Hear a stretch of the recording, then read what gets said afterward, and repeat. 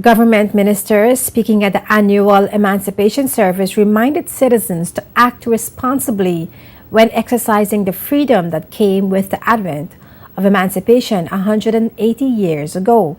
Education and Culture Minister Myron Walwyn listed the freedom that the Virgin Islands enjoys today that did not exist when African ancestors were enslaved. The advent of emancipation, along with the hard work and determination of our ancestors, have allowed us to enjoy several other freedoms in the Virgin Islands today. Freedoms such as freedom of speech, the freedom to articulate our own point of view, to share in discourse or debate, to challenge the status quo without fear or torment or torture. We have freedom to assemble and associate, to meet in groups socially, to meet in groups to discuss issues and concerns, to gather in celebration, and not to worry that because we are associated with certain persons or groups, we will be targeted or victimized. We have political freedom, the ability to exercise our rights to support any political ideology, the capacity and possibility for action, and the exercise of social rights without being thrown in jail or worse, being put to death.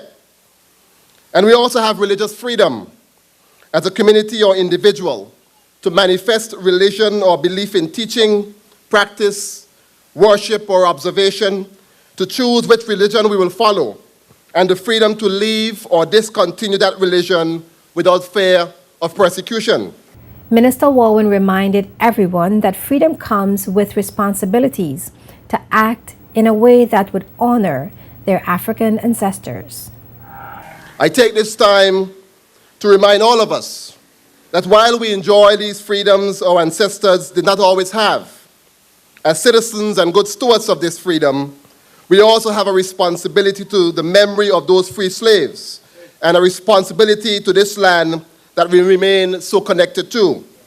We have a responsibility to use our free speech to speak out about wrong in our community, not with the intent to be malicious or vindictive, but rather to ensure the proper development of our country.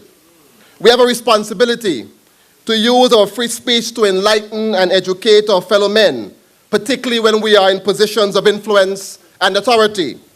That free speech should never be used to speak falsely or misleadingly to cause unnecessary emotional turmoil in the community or to tarnish our fellow men for our own personal gain. We have a responsibility to assemble and gather to discuss issues and form movements that will continue to ensure the Virgin Islands remains a just society. We have a responsibility to exercise our political freedom to ensure that the political administrators of this country manage our affairs diligently and smartly. We even have a responsibility as a Christian society to ensure that our faith remains as examples to others of the mighty works of our Lord.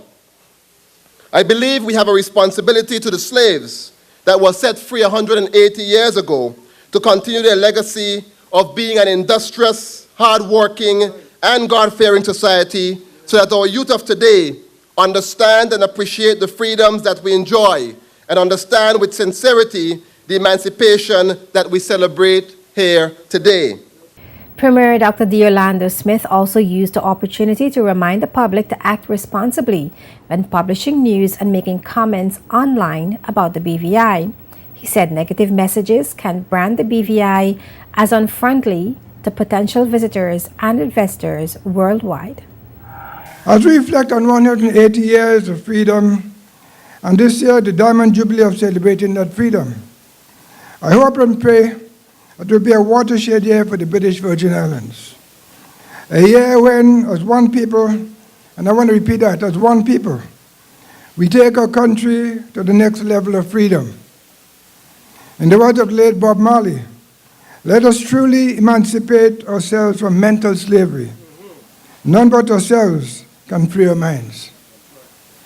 To liberate our minds, we must combine a can-do attitude with positive messages, stretching forth from the Sunday Morning Well to Sage Mountain, over to Johnson Lake, across Anegada, to our relatives, friends, and neighbors in the United States Virgin Islands, indeed to the people beyond our borders, in the United States, Europe, China, and beyond. The positive messages that must ricochet around the world must be that the BVI is paradise, that the BVI is a country full of potential, that BVI is a country that accomplished much, a country where its people thrive and do well. I know that negative messages sell papers, but unfortunately, negative messages are destructive and can make the difference between the prosperity and the failure of our country. Let us think twice before we repeat negative things that may sound spicy and salacious, but have little value other than putting off those people who we want to welcome as visitors and investors. In this digital age, Google and other such powerful search engines, in the blink of an eye, can transport those negative messages and create an image of a people who are hostile, unfriendly, or even worse. And I'm sure, ladies and gentlemen, that certainly is not the image that we want to portray to the rest of the world.